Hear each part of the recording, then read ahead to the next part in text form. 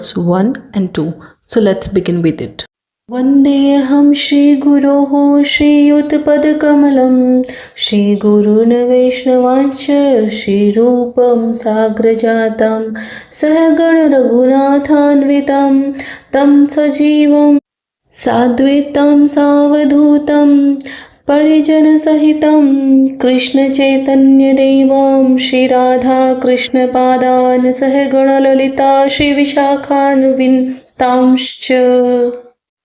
मैं अपने गुरु के चरण कमलों को तथा समस्त वैष्णवों के चरणों को नमस्कार करती हूँ। मैं श्री रूप गोस्वामी तथा उनके अग्रज सनातन गोस्वामी एवं साथ ही रघुनाथ दास, रघुनाथ भट्ट, गोपाल भट्ट एवं श्री जील गोस्वामी के चरण कमलों को सादर नमस्कार करती हूँ। मैं भगवान कृष्ण चैतन्य तथा भगवान नित्यानंद के साथ अद्वैत आचार्य गदाधर, श्रीवास अथवा अन्य पार्षदों को सादर प्रणाम करती हूँ। मैं श्रीमती राधा रानी तथा श्री कृष्ण को, श्री ललिता तथा श्री विशाखा सखियों सहित सादर नमस्कार करती हूँ।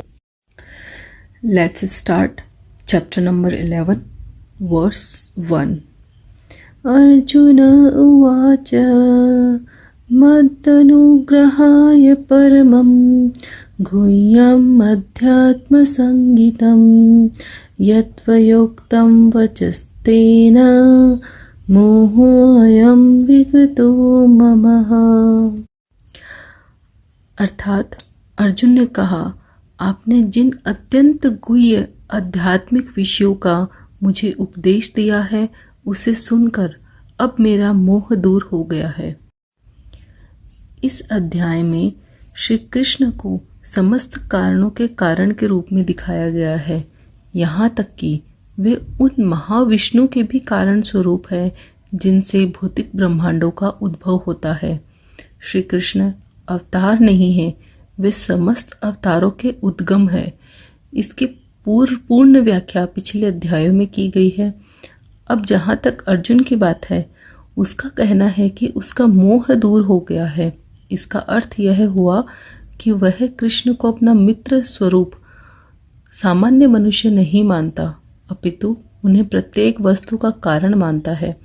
अर्जुन अत्यधिक प्रबुद्ध हो चुका है और उसे प्रसन्नता है कि उसे कृष्ण जैसे मित्र मिले हैं, किंतु अब वह यह सोचता है कि भले ही वह कृष्ण को हर एक वस्तु का कारण मान ले, किंतु दूसरे लोग नहीं मानेंगे।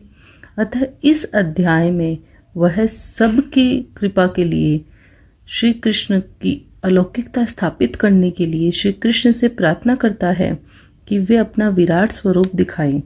वस्तुतः जब कोई अर्जुन की ही तरह है कृष्ण के विराट स्वरूप के दर्शन करता है तो वह डर जाता है, किंतु श्री कृष्ण इतने दयालु हैं कि इस स्वरूप को दिखाने के तुरंत बाद वे अपना मूल स्वरूप धारण कर लेते हैं। अर्जुन कृष्ण के इस कथन को बार बार स्वीकार करता है कि वे उसके लाभ के लिए ही सब कुछ बता रहे हैं। अतः अर्जुन इसे स्वीकार करता है कि यह सब कृष्ण की कृपा से घटित हो रहा है। अब उसे पूरा विश्वास हो चुका है कि श्री कृष्ण ही समस्त कारणों के कारण है और परमात्मा के रूप में प्रत्येक जीव के हृदय में विद्यमान है।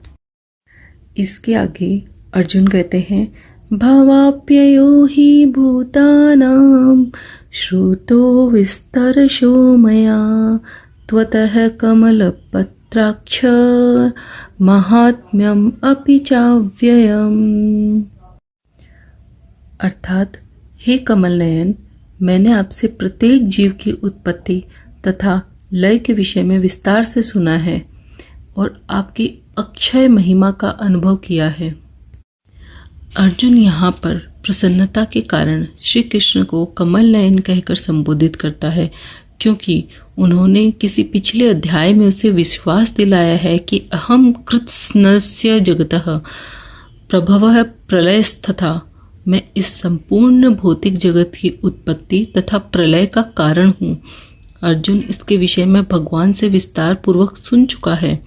अर्जुन को यह भी ज्ञात हो चुका है कि समस्त उत्पत्ति तथा प्रलय के कारण होने के अतिरिक्त वे इन सबसे पृथक हैं।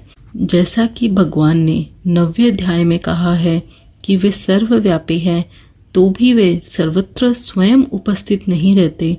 यही कृष्ण का अचिंत्य ऐश्वर्य है, जिसे अर्जुन स्वीकार करता है कि उसने भली भांति समझ लिया है।